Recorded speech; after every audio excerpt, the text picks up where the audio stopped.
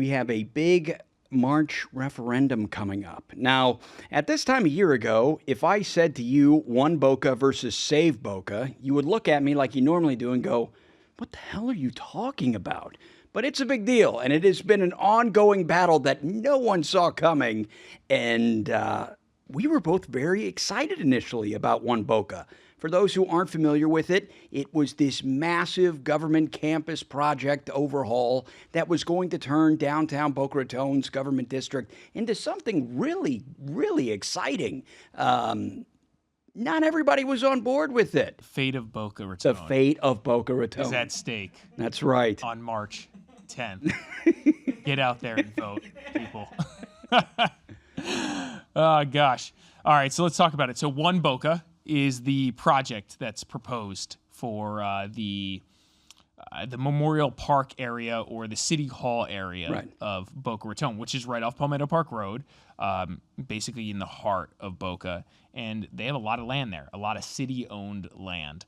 And frankly, some of the stuff there, the City Hall, etc., it's kind of old, right? Yeah, it is. It's not as epic as it should be for such a wealthy city. You could probably agree with that. Agree, I think absolutely. anyone Yeah, it was could dated. say It looked dated. project started with 30 acres, right? 30-acre redevelopment. And the city of Boca Raton, the council members basically said, hey, here's a 99-year lease to the developer of our choosing. A bunch of developers made bids. Stephen Ross, right? He bid. Related Ross, Terra Frisbee, and Terra Frisbee won unanimously. It made adjustments to try to appease the Save Boca movement and or just the community in general, not specifically Save Boca. And so it was scaled down from the original 2.5 million square feet with 1,129 residential units and a 99-year lease, to what the current plan is 538,000 square feet on 7.8 acres, which is from 38, down from 38 It's like acres. almost 75%. Yeah. March 10th, it's happening. The fate of Boca Raton is in your hands, people. That's it. Project Tango. That sounds top secret. Sounds like an 80s action flick, to be honest with you. Yeah, there you go. A 3.69 million square foot AI data center faces backlash in Loxahatchee. Let's talk about more development and more backlash. Yeah, and I'll tell you what, I am seeing more and more news articles, not just in Florida. I mean, all along the East Coast. I mean, hell, all along anywhere it seems like in the U.S. with these AI data centers. You know, because there is such a large demand and the space you need to run these emerging technologies. It's just, I mean. Because I was joking about when we were discussing this sort of thing a couple weeks ago. I'm like, what? It's just a big building. It's just bland. It's there. It's not like a huge eyesore. Here's the scoop. We talked about this. A 200-acre AI data center is trying to get built next to an elementary school and 2,500 homes in Loxahatchee. Residents organized and the county commission hit the pause button, which is interesting. By the way, this data center is right next to Florida Power and Light, West County, which is a massive natural gas power plant. Mm-hmm. It's right next to that, which is also right next to this community that they're referencing, which was a GL home community. We could throw it on the screen where it's at, that address right there, so people could see what we're talking about. This is kind of tucked away. I mean, let's see. I wonder how much influence the builders have on this, because if you put a data center there, can't build a neighborhood instead somewhere down the line. So I almost wonder if they're kind of behind the scenes saying, no, you go up there. You say you don't want this here. All right, fine, I will. That's a good point. I think being next to a power plant, these excuses you're making don't really apply. I get it if it's in like a residential neighborhood and they're just popping this thing in. It's like, hey, this wasn't here before. We were not near a power plant. We were not near any of this stuff. Now you're putting me next to something like that. Yeah. Okay, I take issue. But like, it's 200 feet from the power plant, and they're putting it in between the power plant and the residential area. It's like, well, this is kind of already an industrial area. I'm not sure why. What you guys were expecting to eventually happen there. TPA Group has a track record with these projects. Their Project Marvel in Alabama, a $14.5 billion hyperscale data center was approved in late 2025 despite strong local opposition, then relocated to a nearby site in January 2026 after community pressure and infrastructure issues. From a fight over an AI data center in Loxahatchee to a quieter acquisition happening on the waterfront in West Palm Beach. We mentioned this story a few episodes back, and come to find out, Larry, it is still developing. You may remember that billionaire Stephen Ross was expected to complete this condo buyout. It was at 3915 South Flagler Drive. It was the Southbridge condo. Related Ross now owns 45 of 63 units in this waterfront condo, which is pretty close to Mar-a-Lago. The full buyout is expected within months, and in its place, they're going to likely put up something like, a luxury tower. I mean, you have to believe that he had this as one of the possible exit options. Mm-hmm. And I think, timing is everything for this stuff. So, he would have likely continued just to buy more as they showed up if a deal wasn't struck with one of these big developers like Ross, right? Mm-hmm. So I think that's the move. You kind of pick the building, and it's easier to do this when you started in 2010 or 2020 or whatever when he was buying. I think he.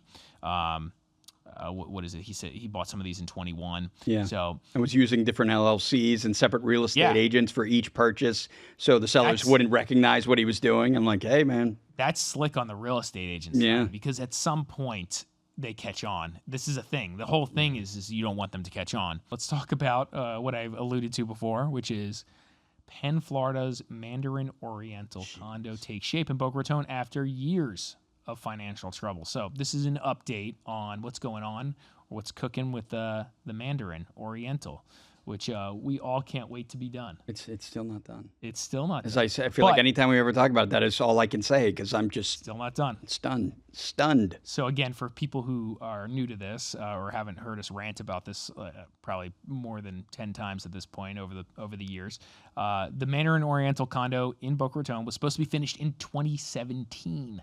2017, okay, guys? 2017. No. That's what it says. That's what it says. Nearly a decade later, it's finally wrapping up. But it's not finally wrapping up. But only after foreclosures, a bankruptcy filing, buyer lawsuits, which is a big deal right now because buyers put millions of dollars on deposit for these units, and then Mandarin was just like, we're just not going to deliver the product for God knows how long, 9 years. A lot of these people are in retirement. You don't know how much time you got left. I mean, 10 years. Yeah, it's in 10 years, man. Some people died while waiting for this thing to be built. This is what's happened. This is literally what's happened. Do better, Penn, Florida. Do better.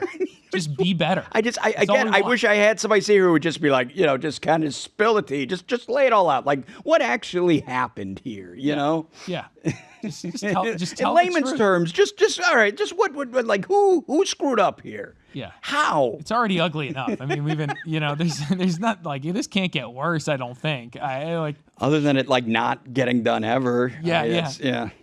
But again, I am seeing progress, so I will give them that. Because we drive by it every day. It's right up the street here, and we are seeing progress.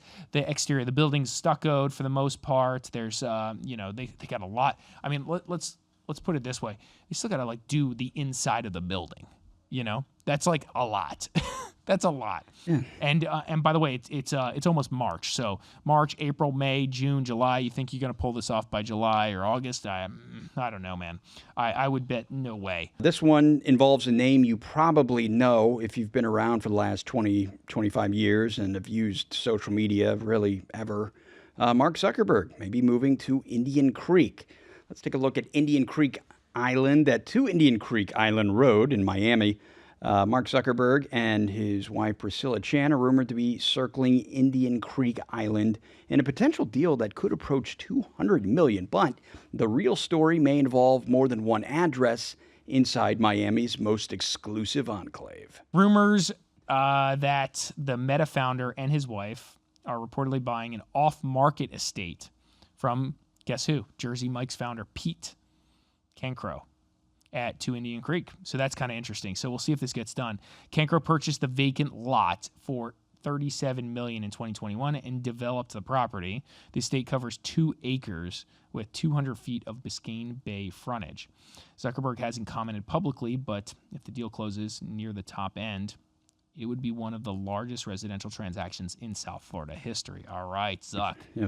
Big deal. That's saying something. And that's saying something because the Bezos is running around over there doing the same thing, right? I don't know if he lives in California now, but the state of California is currently voting on a proposal to implement a one-time 5% tax on residents with net worth exceeding $1 billion. They're getting out of there like they stole something, why man. Why would he stay? Well, like, what do you guys think? They're not even going to take the risk. According to Forbes, California has 246 billionaire residents who would face tax bills ranging from $50 million to $13 billion each. Rosewood Residences, Hillsboro Beach, just topped out 92 ultra-luxury units on a 12-acre ocean to intercoastal site. Really great location. We'll show you guys on the map. Starting at $5.95 million with completion set for early 2027. This is yet another location that's like Billionaire Row, Billionaire Mile, we call it in Hillsboro. Oh, yeah. Billionaire Mile. This is right adjacent to it. And man, $5.95 million starting price. It's a pretty big number. And they're selling these things because we were over there talking to them. So who's the developer? Related group, right? So the way they're building this, if we want to pull it up on the map again, I'll show you this because we are working on a project right across from it, and we were talking about this. They have a marina there, which is different from most. If you zoom in really close to the intercoastal where the project is, they're basically building. Yeah, you see that where they're like the water is on the intercoastal to the left, Ben, right there. You can see that like little waterway that they've kind of created. This is going to be a protected marina where they'll have 14 vessel slips. So not only can you live in a condo, but you can also potentially get a slip here. Obviously, there's not a slip for everyone, but the people who want them can get them, and so you can have a boat and own and live in a condo, which is not. It's a little unique. Fort Lauderdale and their new city hall, I guess they're going back to the original plan for a whopping $200 million. For those who aren't familiar, Old City Hall was destroyed by flooding back in 2023. Then, after months of debating whether to buy an existing building or build from scratch, the commission is moving forward with a brand new $200 million setup. So that must be nice. And for context, the way they've been operating in Fort Lauderdale. What, they like rented a building or something? They've just moved departments all over, so they're just scattered. So they're just doing it, right? And they're going to be scattered for a while longer. Still, the controversy centers around whether Fort Lauderdale should buy Tower 101 for $86 million or move forward with building a brand new city hall expected to cost $200+ million. That'll be interesting to see. In July 2025, Tower 101 was offered to the city. On February 3rd, 2026, One East Broward was also offered for $122 million. Both were pitched as faster and cheaper alternatives to new construction.